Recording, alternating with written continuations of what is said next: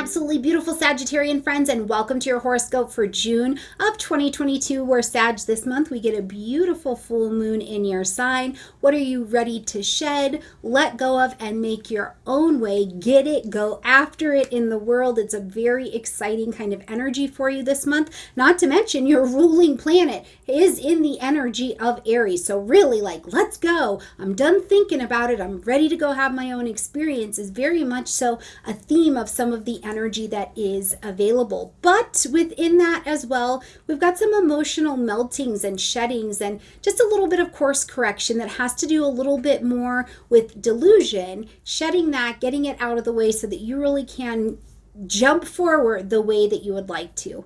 Now, Sag, before we get into all of that, make sure you are checking the community tab of this channel's homepage for your next classes coming up on the YouTube Academy. We are starting out with the class by Melissa LaFara, Dignities and Abilities, and then I will be your second teacher coming in, going back over how to find your chart, that chart anatomy, and how to navigate the whole chart situation. So make sure you are checking out the community tab to see the times and dates where we are gathering live with your questions about each of these different classes, okay?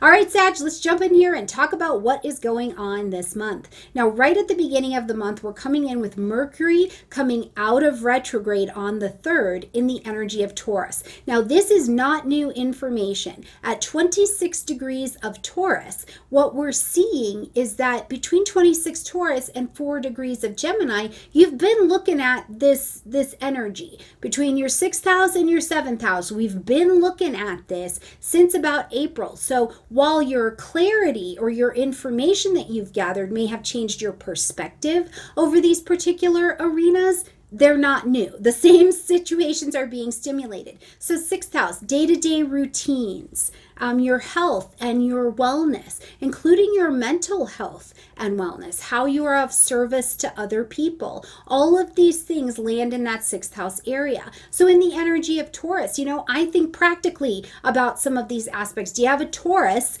in your life that you have a new thought process around who's a part of your day-to-day routine?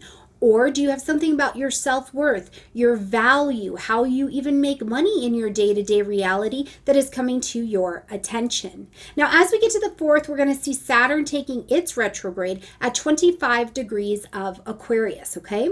Now, we're going to see Saturn taking its retrograde all the way until October 22nd at 18 degrees of Aquarius. So between 25 and 18 degrees of Aquarius, this is where you want to watch your chart and watch this 3rd house to see where is Saturn ready to take you to an advancement of your thinking. It's like it's time to level up. That I'm in high school level thinking doesn't work in your 30s anymore, right? Like it's this kind of idea. Or where are you demonstrating mastery in how you're teaching or you're sharing something and you're putting out the information to help someone else advance their knowledge. Now, I also do think too that Saturn retrograde, this is something around contracts for you, Sagittarius. So if you did have a contract that you made or you were involved in, as Saturn is retrograde between this, June to October timeframe, you may see that it is dissolving or it's finishing out in some way, okay? As we get to the 13th, we see Mercury jumping into the energy of Gemini. Well, this is nice because it's back in domicile, so Mercury's a little bit more comfortable. It's not fully forward just yet. We need to get to June 18th where Mercury will end that post-retrograde shadow time, coming back to 4 degrees of Gemini, okay? But good news is good news. Let's not poo-poo it. So we're moving forward a bit with Mercury back into the energy of Gemini, lighting up your relationship space. So you could have lots going on in your relationship area. You're having conversation with friends from the past. You're having conversations in the direction that you're going. Maybe there's just lots of curiosity in your relationships. Are you getting that summer job or you're pulling in new business or you're making new collaborations? Are you making a marriage contract in some way, shape, or form? Are you signing a contract with a business partner? Whatever this looks like, Mercury is absolutely stimulating this. And again, it's not necessarily new, but now you're ready to take new, more informed action on it. On the 14th, we've got a full moon at 23 degrees of Sagittarius. So right here in your sign, how divine. This is a wonderful opportunity for you to end something, acknowledge something, or make an adjustment. So what is it about you, your personal space, your circumstances that you are winding down, you are culminating one chapter, one sector, one set of beliefs in your life, and you're bringing that to culmination and you're getting ready to move towards the next stage of your higher mind, the next relationship with Sagittarius on this planet. What does that look like for you? You know, one of the prime examples I like to think about, Sag, is it this energy of I'm moving from, you know, being that student into my teacher role. So I really am putting to rest that student time. Now, this particular moon is also in square to Neptune, who is slowed down for this retrograde. And I think that's really significant because what it signals to me is that something in your fourth house, home, family, real estate, property, right, squaring this moon, there's a delusion. There's something not, it's misaligned. There's some piece of information about you and maybe your family, or you and your roots, you and what you call home, you and something in your foundation that it's like, this is not accurate. You know, is there something? I think fourth house too, sometimes I just take it back to parents, the mother, right? Is there something going on there? Or was there a belief that was built into your family structure, and now as you're trying to take it out in the world, you're like, well, that doesn't really fit for me, or that's not really the truth. There could be, it's not that I think it's terrible and it's end of the world information, but there is a different truth or a different reality that comes to the surface for you to process through, okay?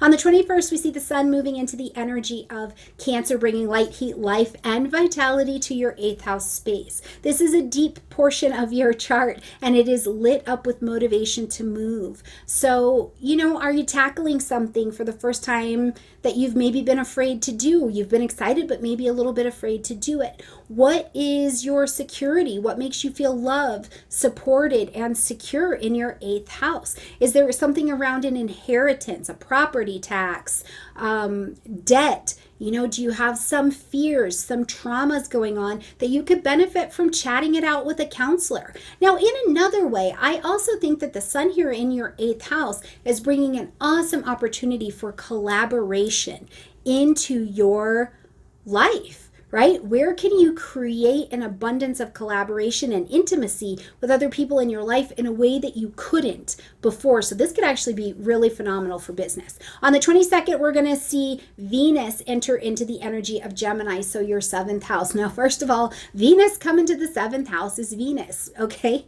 There could just be some romance on the table for you. Now, around here in the United States, it's summertime, so maybe it's time for a summer love.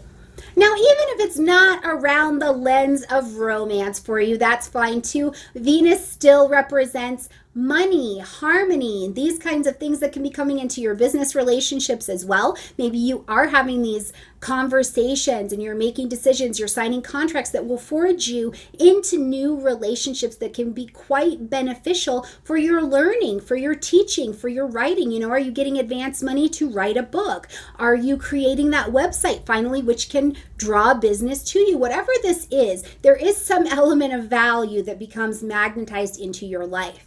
On the 28th, we've got Neptune stepping into retrograde at 25 degrees of Pisces, lighting up this 4th house space for you. Now, the interesting thing about Neptune going retrograde is that it takes away the fantasy lens, right? So it's like, boom, reality is reality, and there's no like soft space to daydream around it. It's like I'm either in alignment with the ideals that I have in this area of my life, or I'm not. Some real truths come knocking on the table, okay? And that doesn't make them bad, but it means around home, family, real estate, property, your parents, your foundations, ideas about your own psychological wellness and maturity will come to your table. And it's really a time for you to be looking at, what are my ideals here?